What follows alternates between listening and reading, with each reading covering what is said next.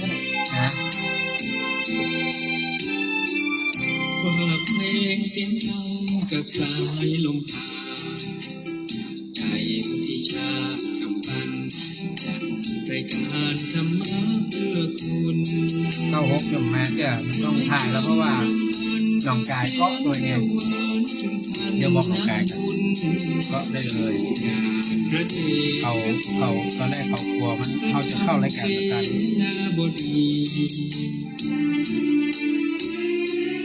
เกิดมาโชคดีได้ทำบุญสร้างสรรค์งานที่ใจรักใจหลักทำนำชีวิตพายาที่ทำร่วมกิจกรรมสร้างสมความดีขอบคุณผ่านทางสถานีถึงแฟนทั่วแดนโลกาเคยทำให้ทำเป็นทางจิตใจอยากทำชื่นบานเดี๋ยวเราส่งไปอยู่กับช่องห้องยังไม่มาปฏิบัติหน้าที่เหรอฮะยังไม่ปฏิบัติหน้าที่เหรอฮะเอาส่งน้ำขอครับโอเคเมตตาประทานไว้ให้และจงโชคดีและมีมันจะเลี้ยงผลไม้รวมมันเลยสองเนี่ยหอมมันเนี่ยหอมไหมใส่ซองมาเนี่ยมาอยู่อย่างถ้าอ่านก็โอนมาเนี่ยโอนได้ใส่ซองนะเดี๋ยวนี้เปิดเตรียมซองเตรียมอย่างหมดแล้วเนี่ยตัวเก่าจ้าเดี๋ยวได้บอกไปเลยโอนมาเลยโอนมาเลยใส่ซองมาใส่ซองนี่เขียนเจอแล้วนี่ส่งเจ้าภาพรับก่อน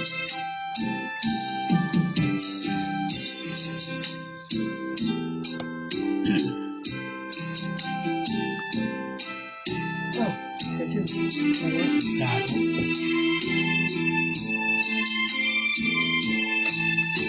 ก็ยังเป็นไงลูกยาลูกมองหัวฮะมองหัวละเมาหัวทำไมเก้าแล้ว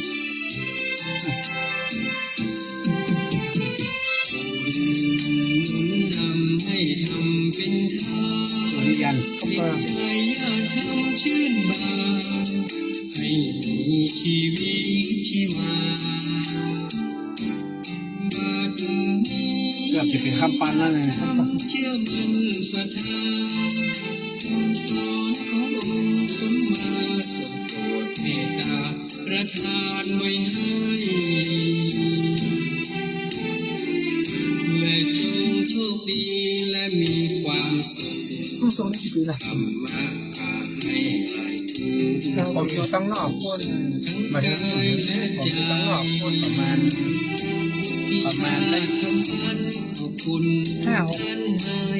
กำลังใจประมาณ5-6 ปีแล้วก็มาสร้างตรงสบายสบายหลวงพ่อที่เชื่อให้คนแก่สร้างแค่200,000จริงมันมีห้องนอกห้องนะแล้วมันโดนอาจารย์ขอรื้อเป็นห้องรับแขกญาติโยมเป็นห้องอย่างดีเลยทำหน้าต่างมีมุ้งแบบนี้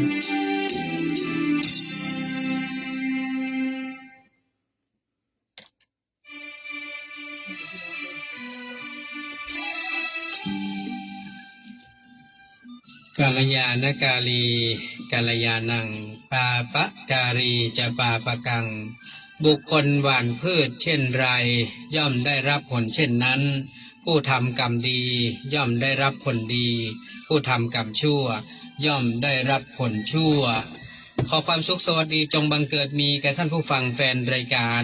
ฟังสบายสไตล์วุฒิชาติทางคลื่นสถานีวิทยุท้องถิ่นจังหวัดเชียงใหม่คลื่นพระพุทธศาสนาและจริยธรรม FM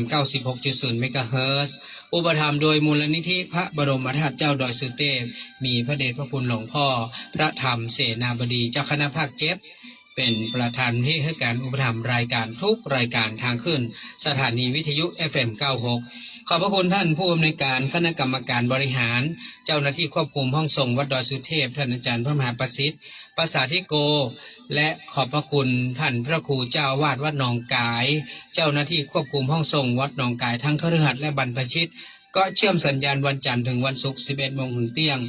กับรายการฟังสบายสไตล์วิชาตินะครับขอบคุณแฟนๆรายการที่ติดตามทั้ง2คลื่นสถานีตอนนี้เรื่องของห้องส่งวัดดอยสุเทพมีไฟฟ้าสัญญาณขัดข้องนะครับเดี๋ยวสักครู่นะครับถ้าสัญญาณไฟฟ้าดอยสุเทพมาก็จะเชื่อมสัญญาณเหมือนปกตินะครับตอนนี้ก็ติดตามทาง Facebook ไลฟ์สดและทางคลื่นเครือข่ายของวัดหนองกายไปก่อนก็วันนี้ตอนแรกว่าอาจจะได้ออกประมาณสัก 11 โมงเช้า 11 โมงเกิงแต่ว่าการถ่ายทอดสดของทางสถานีวิทยุสวทเชียงใหม่นะครับก็เสร็จสิ้นลงไปในการทำบุญวันนี้2บุญซ้อนนะครับอย่างที่เฮาได้อู้กันไปตั้งแต่เจ้า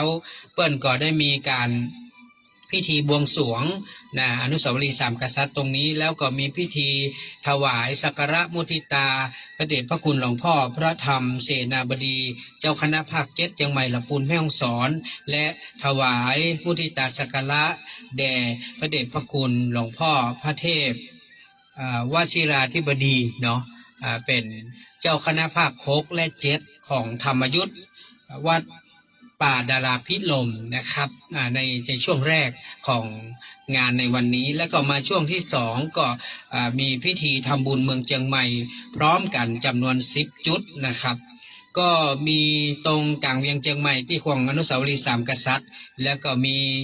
ในส่วนของ4เจงเมืองและก็5ประตูนะครับรวมทั้งหมด10จุดพระสงฆ์ทั้งหมดจำนวน108รูปนะครับก็ได้เสร็จสิ้นลงที่ของอนุสาวรีย์3 กษัตริย์มีพระเดชพระคุณหลวงพ่อพระธรรมเสนาบดีเจ้าคณะภาค7เป็นประธานนะครับ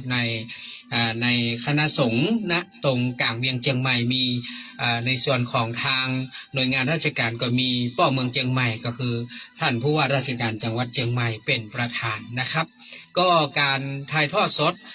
ทุกสิ่งทุกอย่างก็เสร็จสิ้นไปในช่วงเวลาประมาณเที่ยงประมาณ11 โมงสุมาณ11 โมงนะครับก็พี่นันก็เลยสามารถที่จะเข้ามาดำเนินรายการได้ตะกี้นี้ได้มีโอกาสเจอกับท่านตุ้ยเจ้ามิ้นเนาะเปิ้นบอกว่าวันที่29เปิ้นจะมีการทำบุญวันเกิดลวดทำบุญส่วนของ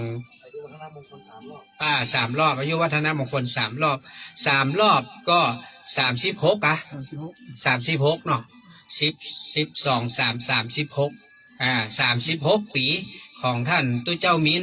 เปิ้นจะมีการทำบุญปิดคำพระเจ้าอะไรก็องค์สมเด็จอะไรก็เพราะว่าจักรพรรดิเปิ้นห้องอย่างก็พระพุทธรูปองค์สมเด็จจักรพรรดิเปิ้นมาเปิ้นจะมีการปิดคำปิดคำก็เลย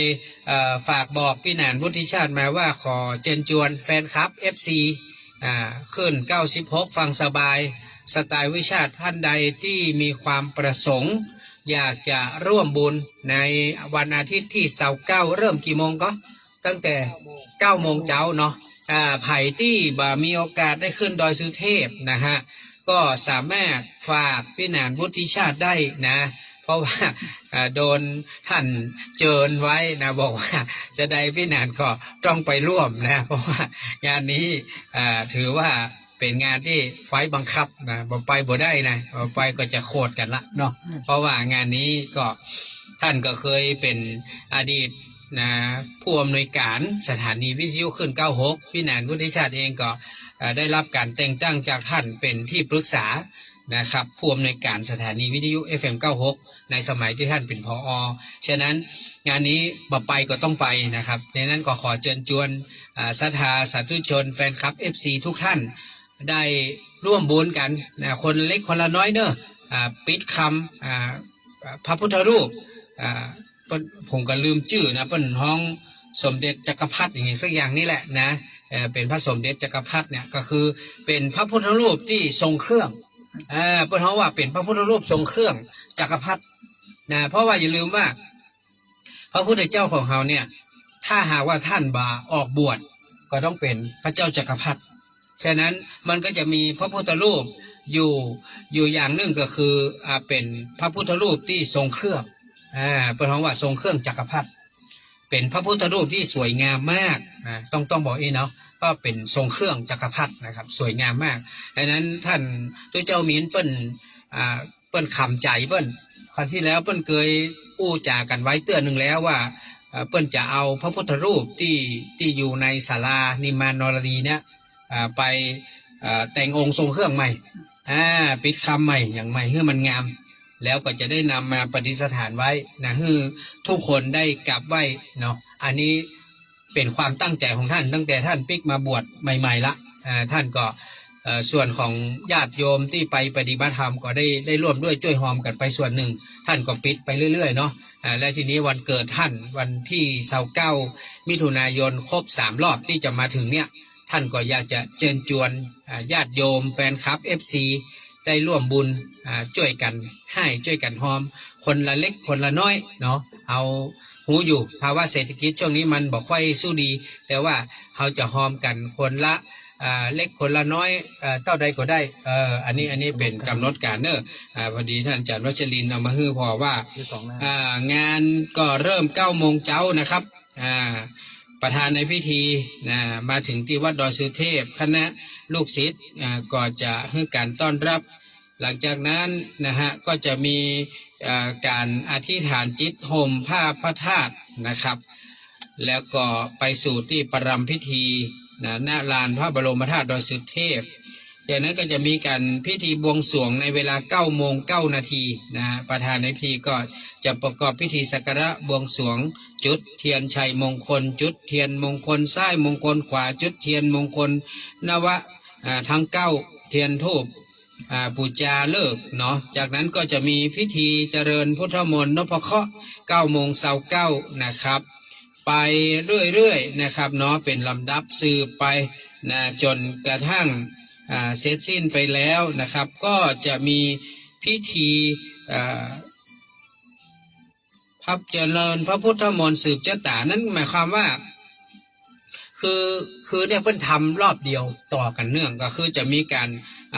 เจริญพุทธมนต์สวดมนต์นพเคราะห์ก่อนปกติมันจะทำแรงนี้แล้วพรุ่งนี้เจ้าถึงจะสืบอย่างเงี้ยเนาะมันจะข้ามวันหน่อยแต่นี่เปิ้นลวดนะครับก็เริ่มที่9 โมง29อันนี้ก็จะมีการเจริญพระพุทธมนต์นพเคราะห์แล้วพอ10 โมงนะครับ19 นาทีเนาะก็จะได้เริ่มเจริญพุทธมนต์สืบชะตานะครับฉะนั้นปล่อยเมษทาก็เชิญชวนแล้วก็มีพิธีเบิกเนตรองค์เนี่ยสมเด็จปฐมชื่อว่าสมเด็จปฐมบรมมหาจักรพรรดินะสมเด็จปฐมบรมมหาจักรพรรดิก็เนี่ยครับก็จะมีเริ่ม10 โมง 39นะฉะนั้นก็ไล่ๆกันนะ11 โมงก็จะได้ถวายนะครับปัจจัยทายทานแด่พระสงฆ์ทั้งหมดพระเดชพระคุณหลวงพ่อพระธรรมเสนาบดีเจ้าวาดวัดพระบรมธาตุดอยสุเทพก็ประธานสงฆ์เนาะจะได้ประพรมน้ำมนต์คือกับศรัทธาสาธุชนก็เป็นการเสร็จสิ้นก็เกิงวันเริ่ม9 โมงจนถึงประมาณเพลเนาะก็อันนี้เป็นงานบุญวันที่29 มิถุนายนทำบุญอายุวัฒนมงคลครบ3 รอบตุเจ้ามิ้นเนาะของหมู่เฮาที่ฮู้จักก็คือท่านอาจารย์สุรเดชเนาะฉะนั้นก็ใครที่ฮู้จักคุ้นเคยนะครับอยากจะร่วมบุญปิดทองปิดคำองค์พระปฐมบรมจักรพรรดิเนาะก็สามารถร่วมบุญกันได้เนอะนะครับพิธีเบิกเนตรองค์สมเด็จปฐมบรมมหาจักรพรรดิเนาะก็ถวายปิดทองคำแท้ตามฉบับหลวงพ่อฤาษีลิงดำวัดท่าสุงที่วัดพระธาตุดอยสุเทพ29 มิถุนายน 2568อันนี้อู้ไว้เป็นเบื้องต้นก่อนแล้วเดี๋ยวยังใดท่านอาจารย์วัชรินทร์ส่งมาที่อาจารย์สุริยันแล้วก็เดี๋ยวส่งมาให้ผมครับเพราะว่าเดี๋ยวผมจะทำสปอร์ตเนาะมันต้องทำสปอร์ตนะครับก็คงจะเริ่มปล่อยวันจันทร์นี่แหละเนาะเริ่มปล่อยสปอร์ตจะได้เชิญชวนศรัทธาร่วมบุญร่วมหอมกันวันนี้ขอบคุณนะครับท่านอาจารย์พระครูวัชรินทร์ของเรานะครับแล้วก็อาจารย์สุริยันได้แวะเวียนเข้ามามาเยี่ยมห้องทรงวัดอินทขิน เพื่อนว่าผมเคยมาสักเตื้อนะเพิ่งมาครั้งแรกนะก็ขอบคุณทั้งสองท่านนะครับที่เมตตามาก็มาติดตามมากับพระเดชพระคุณหลวงพ่อตั้งแต่เจ้าเนาะจากวัดดอยสุเทพก็มาหมดเลยนะในส่วนของผู้ช่วยเจ้าวาดวัดดอยสุเทพก็ดีพระเลขานุการหลวงพ่อเจ้าคณะภาค7ก็มานะครับมีท่านอาจารย์เจ้าคุณดร.อาทิตย์ซึ่งเป็นเจ้าบ้านเนาะคือการต้อนรับนะครับกับครูบาอาจารย์ทุกรูปวันนี้ก็เป็นที่ปรับปลื้มใจวันนี้ได้เห็นรอยยิ้มนะครับความสุขที่พระเดชพระคุณหลวงพ่อพระธรรมเสนาบดีนั้นท่านได้แสดงออกแม้ว่าช่วงนี้ท่านอาจจะอิดเหนื่อยจากภารกิจการงานค่อนข้างจะหนักนะครับก็ถือว่าเป็นเมตตาที่พระเดชพระคุณหลวงพ่อมีต่อศรัทธาสาธุชนศิษยานุศิษย์โดยเฉพาะยิ่งท่านผู้ว่าราชการจังหวัดเชียงใหม่เนี่ยท่านก็ให้ความเคารพนับถือในตนตัวพระเดชพระคุณหลวงพ่อพระธรรมเสนาบดีของเราเป็นอย่างมากนะครับมีความคุ้นเคยสนิทสนมนะครับเพราะว่าท่านก็คอยสนองงานของคณะสงฆ์ในเชียงใหม่ของเราอยู่ตลอดแล้วก็เป็นนิมิตหมายที่ดีแล้วก็เป็นที่น่าปรับปลื้มใจเพราะว่าเจ้าคณะภาค7ของมหานิกายเราก็มาอยู่ที่เมืองเชียงใหม่ผ่านระยะเวลามาเมื่อนานครับที่เจ้าคณะภาค7มาได้มาอยู่ที่สาธุครับมาได้มาอยู่ที่เชียงใหม่แล้วก็เจ้าคณะภาค6ภาค7ธรรมยุทธติกานิกายก็มาอยู่ที่เมืองเชียงใหม่ก็คืออยู่ที่วัดป่าดาราพิรมหลวงพ่อพระเดชพระคุณหลวงพ่อพระเทพวชิราธิบดีก็ถือว่าเป็นสิ่งที่น่าปรับปลื้มใจเพิ่นบอกว่ามีหลวงพ่อภาคเนี่ยมาอยู่ในจังหวัดเชียงใหม่เฮาถึง2 ตน 2 องค์แต่เจ้านี่ขออนุญาตแก้เรื่องของเจ้าหน้าภาค6ภาค7ธรรมยุทธหน่อยหนึ่งเพราะว่าผมไปกึดผิดนะมันเปิ้นจะเป็นเจ้าภาค6เนี่ยมันจะมีจังหวัดลำปางแล้วก็จังหวัดพะเยาเนาะแล้วก็จังหวัดยังก็จังหวัดน่านก็น่านเนาะมันมีลำปางนะแต่เจ้าเนี่ยเป็นลำปางนะแสดงว่าเชียงรายกับพะเยาไม่ใช่เนาะ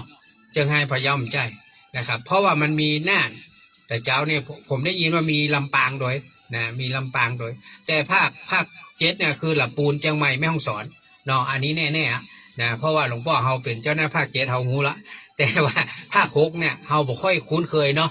แต่ว่าเป็นในส่วนของธรรมยุทธติกานิกายฉะนั้นก็เป็นที่ปรับปลื้มใจนะครับอย่างเจ้าคณะภาครักษาเจ้าหน้าจังหวัดจังหวัดอย่างก็ฝ่ายธรรมยุทธ์เนี่ยก็อยู่วัดนี่วัดอันเจดีย์หลวงเนาะอันนี้เจ้าหน้าจังหวัดเป็นรักษาการรักษาการเจ้าหน้าจังหวัดก็อีกหน่อยก็คงจะเป็นเจ้าหน้าจังหวัดนั่นแหละนะครับของธรรมยุทธ์เนาะอันนี้ก็เป็นที่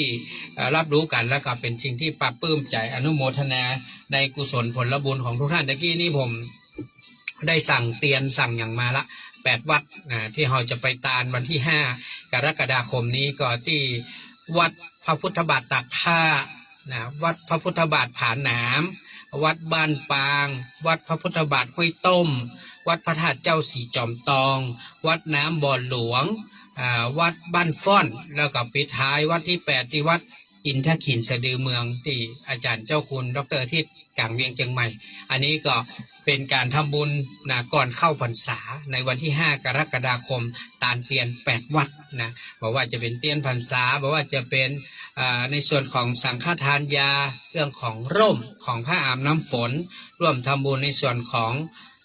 ปัจจัยค่าน้ำค่าไฟช่วยกับทางวัดก็ขอบคุณนะครับทุกท่านที่ได้แจ้งความประสงค์ร่วมทำบุญมากันอยู่เรื่อยๆตามแต่จิตศรัทธาอาจจะมากพ่องน้อยพ่องอันนี้ก็ต้องขอบคุณอนุโมทนาบุญทุกท่านปล่อยแม่ท่านผู้ฟังทั้งหลายนะครับก่อนอื่นก็เอาบุญที่เฮาได้ร่วมบุญกินตาลวันนี้ก็ได้ไปให้ไปหอมที่กลางเวียงเชียงใหม่ที่คลองอนุสาวรีย์3 กษัตริย์เมื่อแต่เจ้านะครับก็ขออนุโมทนากับคุณ คุณปี้อัญชลีนะได้ฝากปัจจัยมาที่พี่หนานได้ไปร่วมให้ร่วมหอมเป็นที่เรียบร้อยละแล้วก็เอาบุญมาฝากทุกท่านนะครับ เพราะว่าการทำบุญพิธีสืบชะตาบ้านชะตาเมืองเนี่ยมันจะไล่กันนะครับจากที่เรามีงานประเพณีนะครับในส่วนของวันวิสาขะก็คือประเพณีเตียวขึ้นดอยหลังจากประเพณีเตียวขึ้นดอยเสร็จมันจะมาต่อที่วัดเจดีย์หลวง ประเพณีใส่ขันดอกนะ8 เข้า 9 ออกหลังจากที่ประเพณีใส่ขันดอกเสร็จเนี่ยมันจะมาปิดท้ายก็คือประเพณีทำบุญเมืองเชียงใหม่สืบชะตาบ้านชะตาเมืองอย่างที่เราได้ยินกันมันจะไล่กันครับมันจะไล่จากส่งน้ำพระธาตุดอยสุเทพเสร็จก็จะมางานใส่ขันดอกวัดเจดีย์หลวงนะครับแล้วเสร็จก็มาปิดท้ายด้วยพิธีสืบชะตาบ้านชะตาเมืองอันนี้ก็คือเป็นการเสร็จสิ้นในส่วนของปีใหม่บ้านเฮานะปีใหม่บ้านเฮาเนี่ยมันจะมีในช่วงเมษาพฤษภาอันนี้พดมาถึงมิถุนานะเพราะว่าสืบชะตาบ้านชะตาเมืองก็จะทำให้เจ้าบ้านเจ้าเมืองของเฮาเนี่ยอยู่ดีมีความสุขนะครับอยู่ดีมีความสุขเพราะว่าเมืองเชียงใหม่ของเฮาเนี่ยมีอายุยาวนานมา728 ปีแล้วนะ728 ปีอันนี้เขานับตั้งแต่ที่เจ้าป่อพญามังลายมหาราชท่านได้มาบุกเบิกสร้างบ้านแปลงเมืองนะครับเขามานับที่เวียงกุมกามนะเวียงกุมกามนี่ท่านสร้างก่อนเมืองเชียงใหม่น้อยหนึ่งแต่ว่าถูกน้ำท่วมนะถูกน้ำท่วมก็เลยย้ายนะครับทำเลย้ายพื้นที่มาอยู่ที่กังเวียงเชียงใหม่ของเรานะฉะนั้นก็ตั้งแต่ท่านได้มาสร้างเมืองเชียงใหม่ขึ้นมาเนี่ย728 ปีผ่านมาละครบเมื่อวันที่12 เมษายนที่ผ่านมานะครับก็เขามีงานบุญอยู่เรื่อยๆก่อนหน้านี้ก็เมื่อวันที่11 มิถุนายนก็เป็นวันครบรอบชาตการของครูบาเจ้าอินทจักรครูบาเจ้าศรีวิชัยนะครูบาเจ้าศรีวิชัยก็ครบรอบ147 ปีนะถ้าท่านมีชีวิตอยู่นะจะมีอายุ147 ปีซึ่งแฮม3 ปีตั้งหน้าเนี่ยนะครูบาเจ้าศรีวิชัยของเขาเนี่ยจะมีอายุครบ150 ปีซึ่งทางเมืองเชียงใหม่ก็ดีทางภาคส่วนราชการก็ดีทางรัฐบาลก็ดีเนี่ยเปิ้นได้เสนอนะครับเปิ้นเพราะว่าเ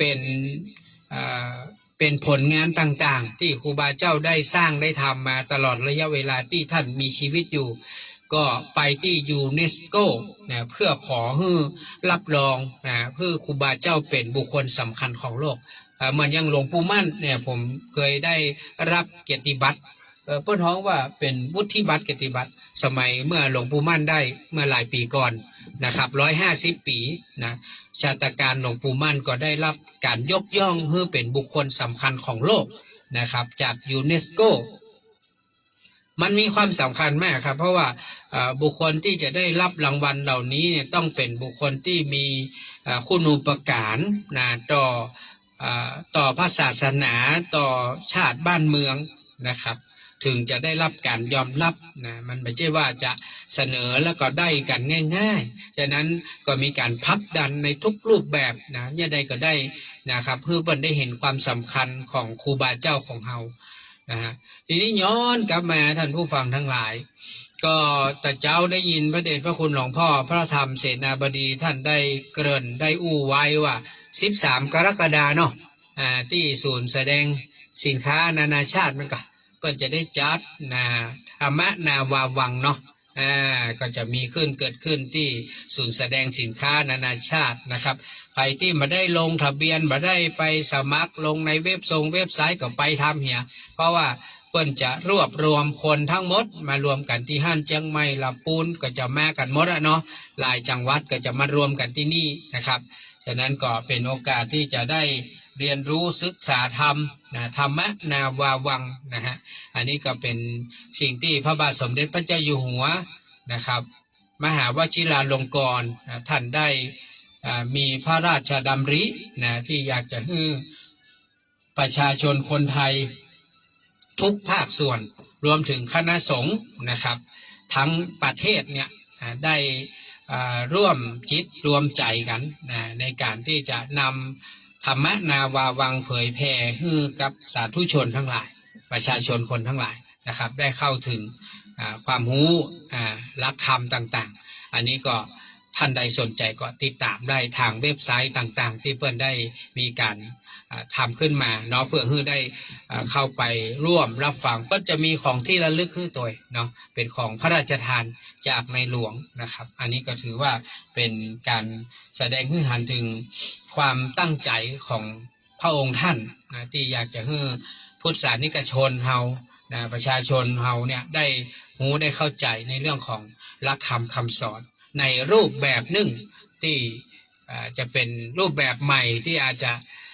ต้องมีการเรียนรู้ศึกษาหน่อยหนึ่งนะเพราะอันเราก็จะมาเข้าใจเพราะว่าสิ่งที่เราประพฤติปฏิบัติมาโดยตลอดนี้เราก็จะเน้นในเรื่องของปกติก็เรื่องว่าศีลธรรมกรรมฐานก็คือเรื่องการให้ทานการรักษาศีลนะแล้วก็การเจริญเมตตาภาวนาฟังน้ำฟังธรรมประมาณนี้แหละมันก็จะเป็นแบบคร่าวๆเนาะเราก็ไม่ได้เข้าไปถึงความลึกซึ้งของเรื่องของหลักธรรมมากมายอันนั้นประชาชนทุกวันนี้ก็ต้องยอมรับอย่างหนึ่งว่าปกติทิพย์นะปกติทิพย์หมายความว่า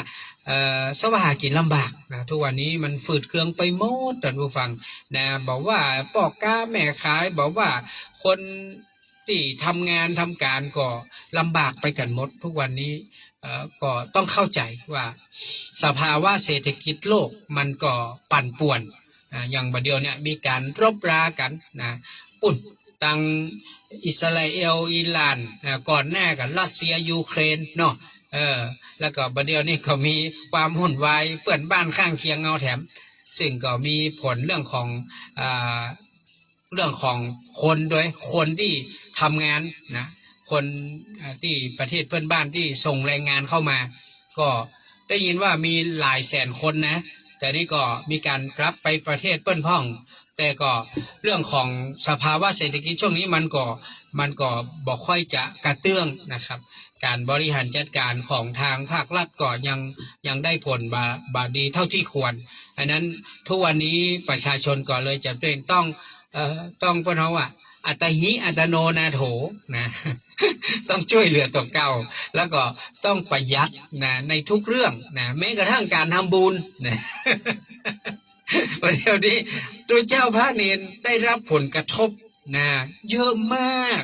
เอาแค่ว่าบิณฑบาตแต่ละวันเนี่ยนะฮะคือได้อาหารปิกวัดนะอย่างพระเนรวัดอินทเขตท่านอาจารย์สุเรียนไปบินทางยักษ์เผือก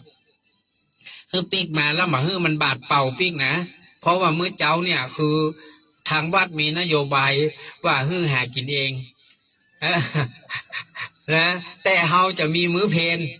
ที่จัดทำแล้วก็ถวายกันแต่มื้อเช้าเนี่ยต้อง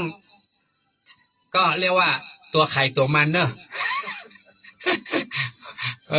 อย่างวัดดอยสุเทพยังดีนะวัดดอยสุเทพนี่หลวงพ่อพระธรรมเสนาบดีเนี่ยท่านถวายบาตรทุกเช้าเนาะตักบาตรทุกเช้านี่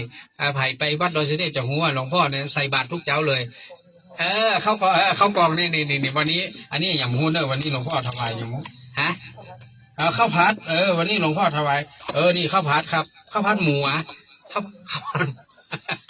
ผัดหมูข้าวผัดไข่เนี่ยหลวงพ่อใส่บาตรทุกเช้านะดังนั้นพระเนรวัดดอยสุเทพเนี่ยคืออย่างน้อยน่ะต้องมีอาหารหลวงพ่ออยู่ละขาโยมวัดเนาะกรรมการวัดนะทุกคนจะได้หนึ่งถุงนะ1 ชุด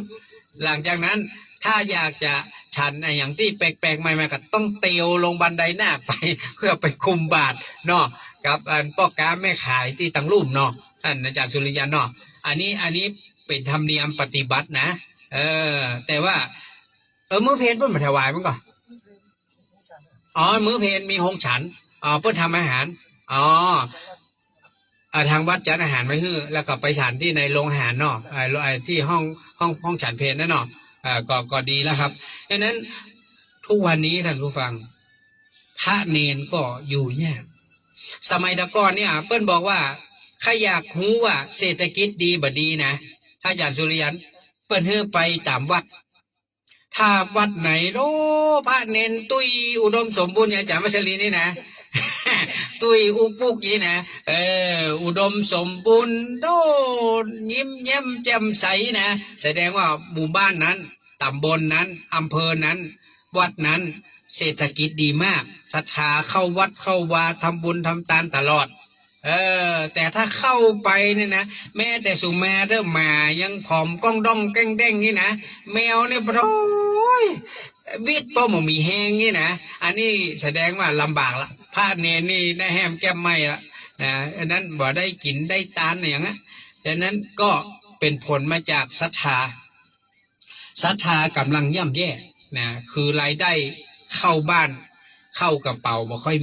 มีการรายออกมีการรายจ่ายอย่างทุกวันนี้เพิ่นบอกว่าไดอย่างพระครูฟุกออกวิทยุวันนั้นนะกะโอ้ไผบ่ฮู้อย่างปัดโต้รายจ่ายนี่หูหมดกะน้ำกะไฟกะโน่นนี่นั่นแต่รายรับมีไหนบ่ฮู้ รายรับนี่มีไหนบ่ฮู้อ่ะไอ้ใดอ่ะก็แน่มีไหนบ่ฮู้ก็ซ้อเอาไหนอ่ะอย่างวัดอย่างกวางเนาะค่าใช้จ่ายสูงเนาะเดือนหนึ่งหลายตังค์หลายหมื่นนะถ้าเจ้าวาดบ่เก่งนี่ก็ลำบากเหมือนเนาะเพราะว่ามันต้องบริหารจัดการในทุกเรื่องนะครับอย่างทุกวันซ้ำให้งานก็เยอะเหียเนาะฮับจานก็น้อยลงเรื่อยๆเนาะอันนี้ก็อีทเหมือนกันเนาะวันนั้นมีโอกาสได้อู้กับท่านอาจารย์เจ้าคุณดร.อาทิตย์โอ้พี่แหนนเนี่ยกำลังสร้างวิหารพระเจ้าทันใจทั้งหมดเลยนะตั้งแต่ลงต่อหม้อยันจนเสร็จนะ6 ล้านนะอาจารย์สุริยันอาจารย์พระครูวัชรินทร์6 ล้านนะอาจารย์เจ้าคุณว่า6 ล้านไม่นานว่าเขาต้องเก็บเงินกฐินน่ะบ่ฮู้กี่ปีนะเนี่ยแล้วเอามาลงตรงเนี้ย6 ล้านเนี่ยบ่ฮู้ว่าปอยังนะเงินน่ะแต่ว่าเพิ่นว่าจะเอา6 ล้านเอาจดเสร็จเลยนะเอาจดมาว่าเปิดเข้าไปใจบริการได้เลยนะเนี่ย6 ล้าน ตอนนี้กำลังลงพื้นแล้วก็กำลังตั้งเสาตอนนี้นะฉะนั้นเนี่ยมันเป็นรายจ่ายอาจารย์บอกว่าโอ้พี่แนนคนจอมตู้ก็บ่ค่อยมีนะประเดี๋ยวเพราะอย่างอาจารย์สุริยันว่านักท่องเที่ยวมันหายสมัยตะก้อนนะชาวจีนชาวฝรั่งต่างชาตินะเต็มไปหมดวันนั้นผมเจอไกด์ที่เคยพาหมู่นักท่องเที่ยวมานะป้านักท่องเที่ยวมีไหนหมดเปิ้นปิกบ้านเจ้าอ่ะโอ้แล้วเปิ้นจะมาเมื่อใดบ่ฮู้เจ้า ขนาดไกด์นะไกด์เดี๋ยวนี้นะตะกอนนะบ่ได้ว่างเนอะวันหนึ่ง2 รอบ 3 รอบนะผมก็ได้ก็เดียวกับเจ้าก็มาก็เดียวขวายก็มาแรงก็มาบ่เดียวนี้นะมารอบเดียว ทำไปได้มันบ่มีลูกค้านะทัวร์ก็บ่มีเนอะอาจารย์สุริยันนักท่องเที่ยวที่มันเตียวไปเตียวมาเอวคนเดียวก็มีเนอะบ่เดียวนะปั่นรถเอวก็บ่มีเตียวเอวก็บ่มีบ่เดียวนี้ตู้ของวัดอันใหญ่ๆนั่นนะที่เป็นบาทยักษ์นั่นนะผมว่ากี่เดือนหัวมันจะเต็มนะเพราะว่าดีที่สุดปีวะนะตั้งได้แต่มกราจนถึงธันวานะมาแก้ผมว่าเกินบาทเนี่ยมาได้นะนี่มันมาได้นะอาจารย์บอกว่าถ้ามันรอใกล้ญาติโยมหอมนี่นะตายพอดีนะทุกวันนี้ท่านบอกว่าเงินเดือนนะพี่แหนนไปเป็นอาจารย์สอนนะไปเป็นรองอธิการบดีนะเป็นเจ้าคณะตำบลนะเป็นเจ้าคูณเป็นอย่างนะเอามาเปาะอยู่ที่เนี้ย เอามาช่วยก้าน้ำก้าไฟวัดเนี่ยอาจารย์สุริยันว่าเดือนหนึ่งใจน้อยๆนะพระเนรมีเป็นสาวปลายใจไฟบ่มีไผช่วยใจสักคน แต่ผมว่ามันต้องติดหม้อนะหม้อไฟไว้ห้องไผ่ห้องมันนะต่อไปนะใครได้กิจนิมนต์นะเฮ้ยมาจ่ายโดยเอาตุ้เจ้าเพราะเนนหมาดูมันเนนได้รับการอยู่แล้วตุ้เจ้านี่กะเนาะตุ๊กพี่พลกา ต้องออกกาไฟเด้อเกิงนึ่งก็ยังดีเหรอเนาะสมมติว่า300ออกให้150อย่าห้องส่งนี้จ่ายค่าไฟกู้เดือนเนอะค่าน้ำก็ไฟเดือนปันป่ายนะจากสุริยันหอผมสตางค์เดือน1,400ป่ายกู้เดือนค่าอินเทอร์เน็ตถึง600ป่ายเดือนหนึ่ง2,000ป่ายนะเนี่ยค่าใช้จ่ายแต่ละเดือนถ้าลองคิดดูนะเดือน2,000เอาตีว่า2,000ตัวเลขกลมๆเลยนะ10 เดือน20,000นะอาจารย์สุริยัน12 เดือนเท่าไหร่24,000 กว่าบาทเนาะ โอ้ไม่ใช่24,000ดิ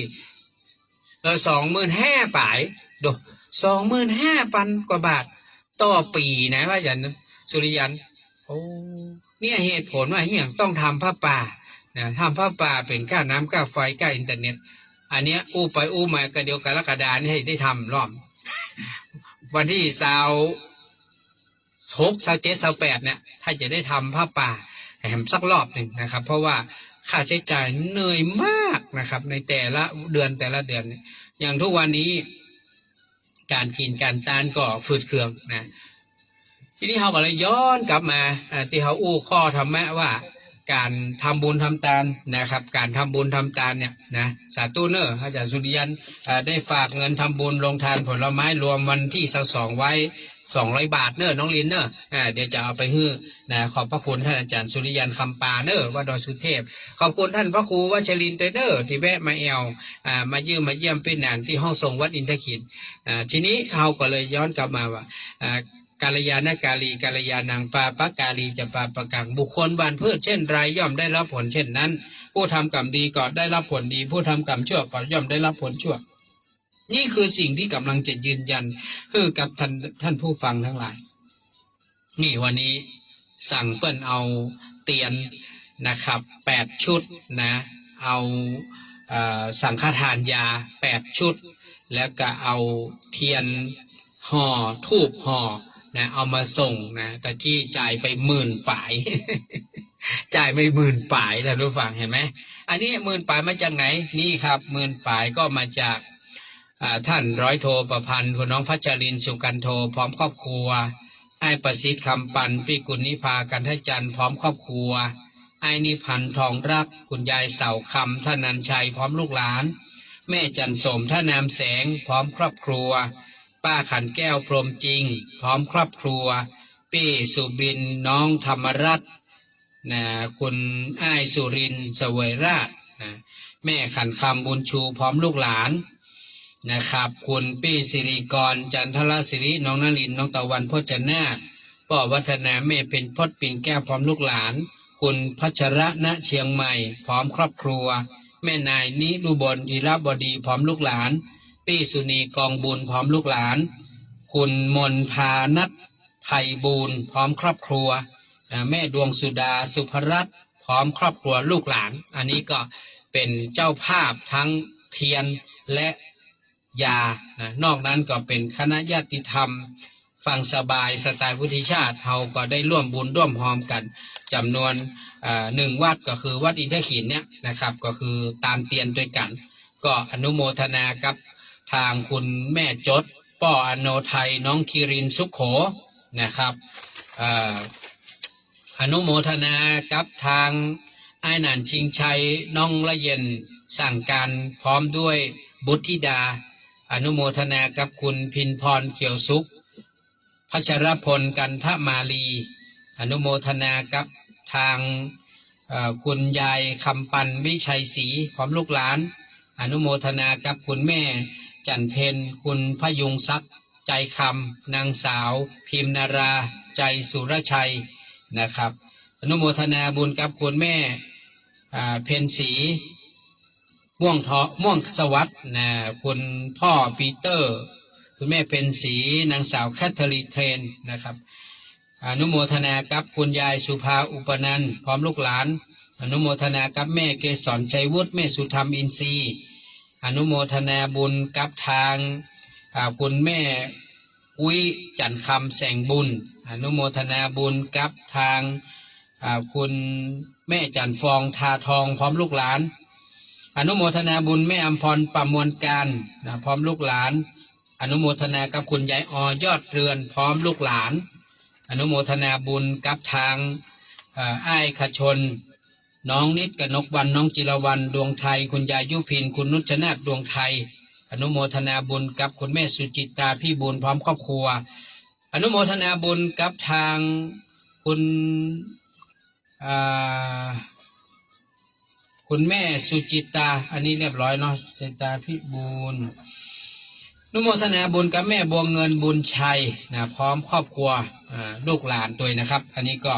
ต้องขอบคุณมากๆแล้วก็อนุโมทนาบุญกับทางคุณสุทินสุขยอดพร้อมครอบครัวเนอะนะแล้วก็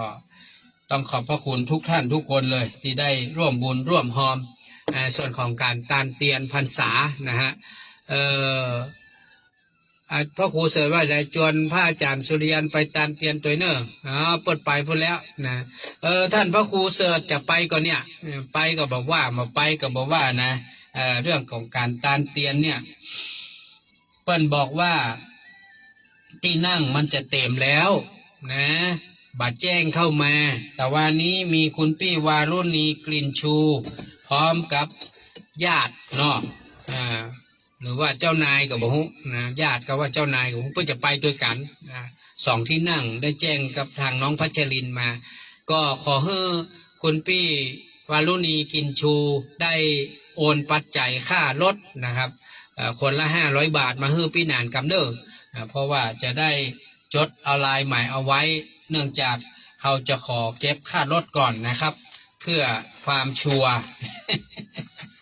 ชัวร์ก่อนแชร์อันนี้ขอค่ารถชัวร์ก่อนเอาชัวร์ไว้ก่อนเนาะคุณพี่วารุณีนะพร้อมด้วยเจ้านายหรือใครกับพวกนะของเพื่อนที่จะเป็นเพื่อนกันเนาะ2 คนนะครับได้แจ้งมาทางน้องพัชรินสุกันโทเมื่อวานนี้ก็ขอได้เมตตาโอนค่ารถมาให้ตัวเนอร์1,000 บาทก่อนหน้านี้ก็ได้รับค่าเดินทางมาหมดละก็ประเดี๋ยวนี้ก็จะค้างอยู่เฉพาะป้าปุ้มป้าปุ้มนี้จะจ่ายวันที่22ที่วัดเจ็ดลินนะครับนอกนั้นก็ของคุณน้องพัชรินคุณยายยุพินก็จ่ายแล้วไอ้ประสิทธิ์พี่แดงก็จ่ายแล้วคุณปี้สาลิสาก็จ่ายแล้วคุณแม่บัวเงินก็จ่ายแล้วนะครับของคุณป้ออุดมก็จ่ายมาแล้วของแม่ส้มกอนแสงก็จ่ายมาแล้วแล้วก็ร่วมตานเตียนตัวนอกขอบพระคุณนะแม่ส้มเนอะอนุโมทนาบุญขอบคุณมากๆแล้วก็ของทางปิดาไอ้บัตอันนี้ก็จ่ายแล้วเนอะก็จะค้างของคุณพี่วารุณี2 ที่นั่งแล้วก็ของป้าปุ้มนะครับที่ยังคงค้างก็ตกลงพี่นานวุฒิชาติจะได้จัดเตรียมรถตู้2 กัน2 กันตอนแรกว่ารถตู้1 กันรถเก๋งน้อย1 กันปรากฏว่ามันมีคนเกินเข้ามาก็คือพี่วารุณีกับเปื่อนเนี่ยมาทำ2 ที่นั่งมันก็จาก14ก็เลยกลายเป็น16ท่านพระครูเสริฐยืนยันว่าจะไปหรือบ่ไปแจ้งด่วนเลยเนอะเพราะว่าที่นั่งมันค้างแหม4 ที่นั่งในรถตู้กันเนี้ยนะครับขอให้ยืนยันมากำว่าจะไปหรือบ่ไปเนาะพี่นันต้องการคำยืนยันเนอะฮัลโหลครับว่าไงได้ไปหรือไม่ได้ไป2 ที่นั่งนะโอเค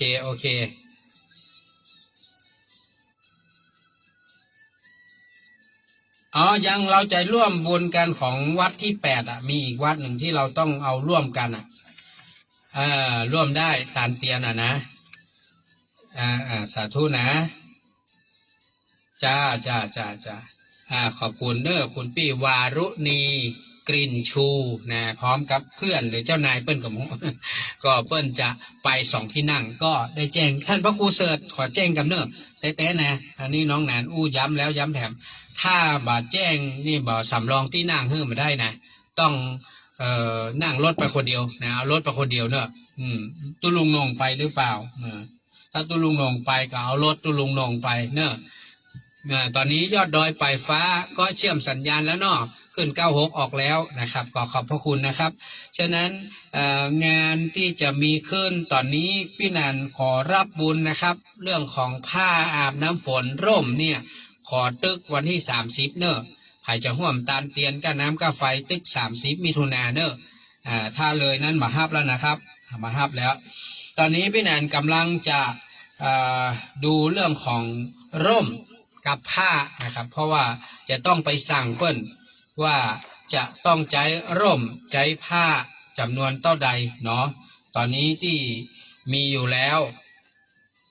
ที่คนรับบุญอยู่แล้วนะครับเรื่องของร่มของผ้าก็ที่มีรายชื่อก็มีคุณแม่ เพนสีม่วงสวัสดิ์ป้อปีเตอร์น้องแคทเธอรีนคุณแม่เพนสีเทรนอันนี้ก็รับผ้ารับร่มไว้เนาะแล้วก็นอกจากนั้นก็จะมีในส่วนของทางคุณพี่สุบินน้องธรรมรัตน์มีแก้วไอสุรินทร์เสวยราชก็แล้วก็นอกจากนั้นก็จะมีในส่วนของทางพี่หนานชิงชัยน้องละเย็นสั่งการพร้อมบุตรธิดามีคุณพินพรเขียวสุขพัชรพลกันทมาลีมีคุณยายจันดีคุณพี่ที่ตายานีหมอกเมฆมีคุณยายคำปันวิชัยศรีอันนี้รับผ้าอย่างเดียวแล้วก็มีในส่วนของยายสุภาอุปนันท์พร้อมลูกหลานแม่เกศรชัยวุฒิแม่สุธรรมอินทรีย์แม่เรือนแก้วเลิศล่าพร้อมลูกหลานคุณพี่อารีสดับก็ร่วมบุญตาลเตียนเนาะแม่วิจันคำแสงบุญอันนี้ก็ฮับตาลผ้ามาแล้วก็แม่จันฟองทาทองพร้อมลูกหลานคุณแม่อัมพรประมวลการนี่ฮับร่มกับตาลน้ำไฟย้ายแล้วก็มีในส่วนของอ้ายขชนดวงไทยน้องนิดกับนกวันน้องจิรวันดวงไทยแล้วก็มีคุณยายุพินดวงไทยนุชนาถดวงไทยแม่สุจิตาพี่บุญพร้อมครอบครัวนะครับขอบคุณแม่นงนุชไข่งามคุณสายทานดอกจันเนอร์ที่เมตตาร่วมบุญน้ำไฟแต่ละวัดแล้วก็ขอบคุณแม่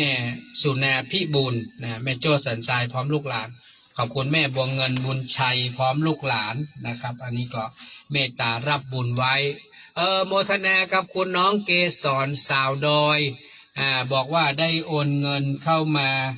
ร่วมทำบุญกับลุงหนานจำนวน500 บาทเนาะ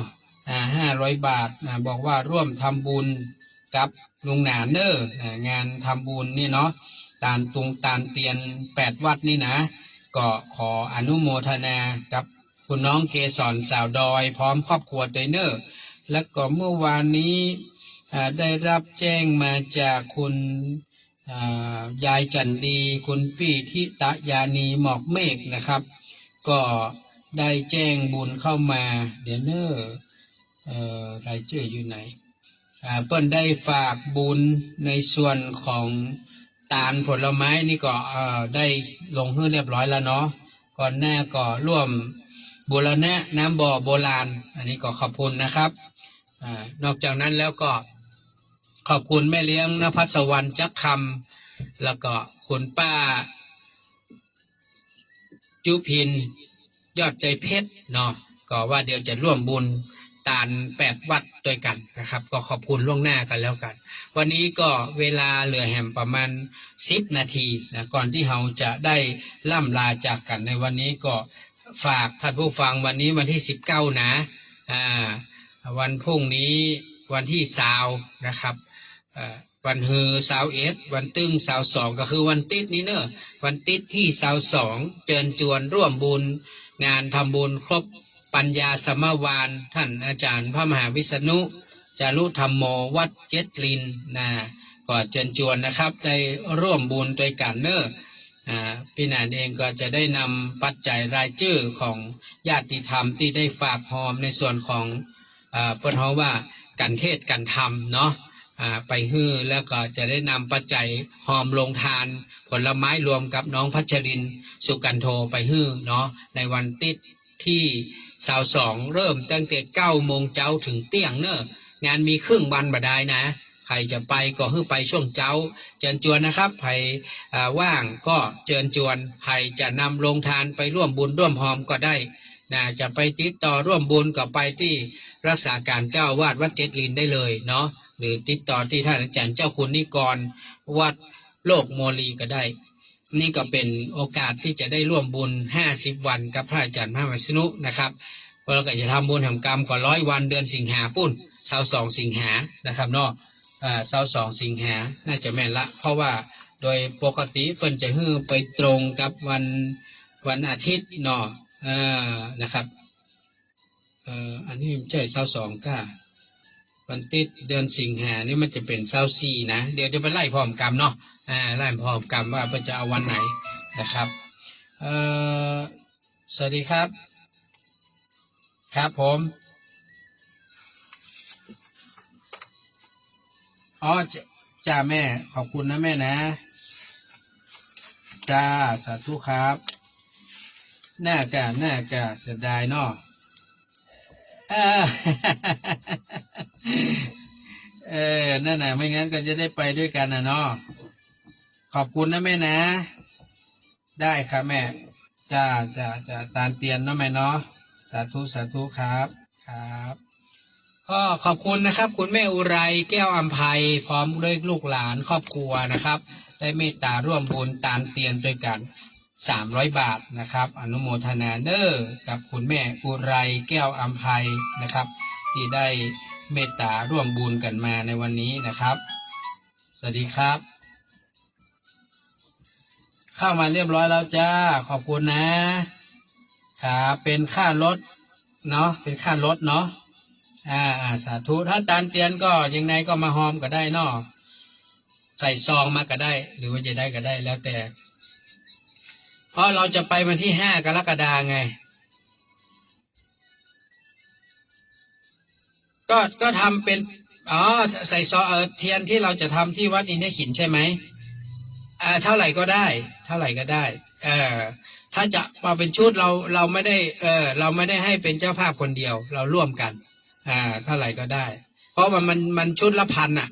แต่ว่าเราให้ร่วมกันคนละ100-200อะไรเงี้ย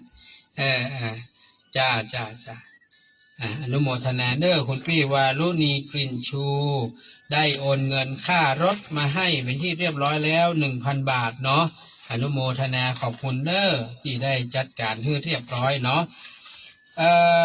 นะครับขอบคุณท่านผู้ฟังทุกท่านเด้อทีนี้ก็น้องเกสรก็เอาเป็นตาลเตียน200นะครับร่ม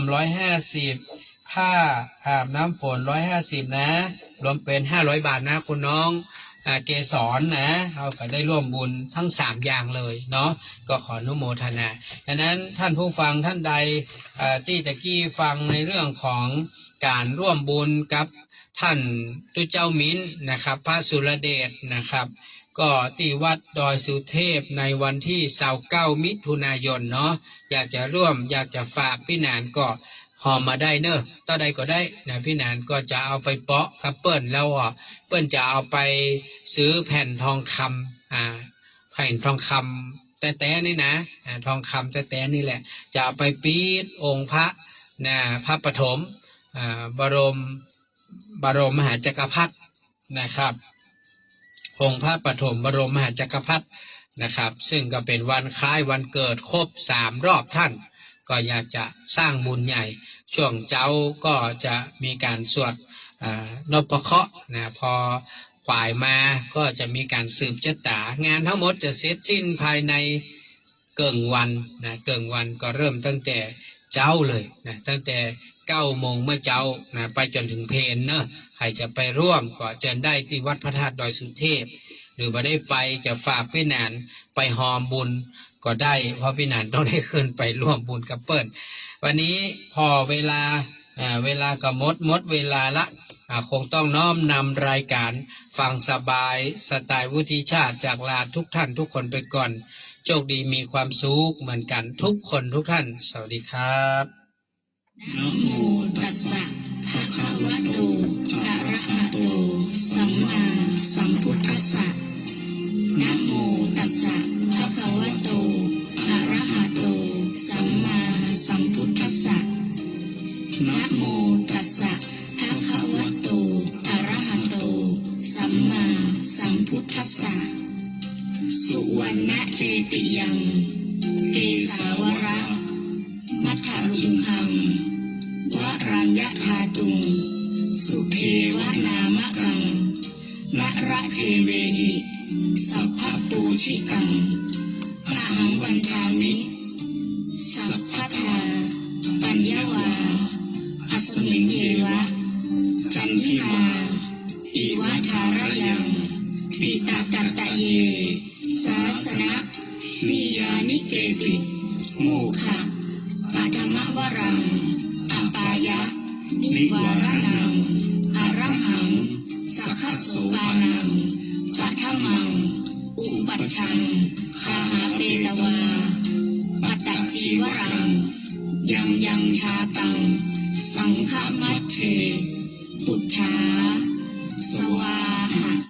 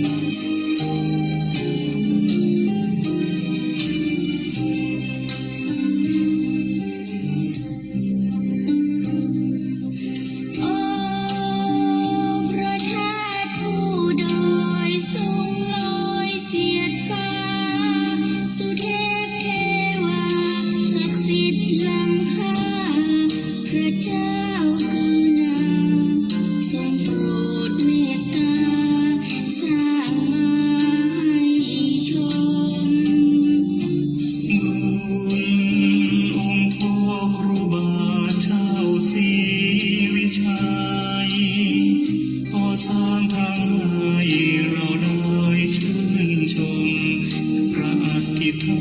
ตุบรม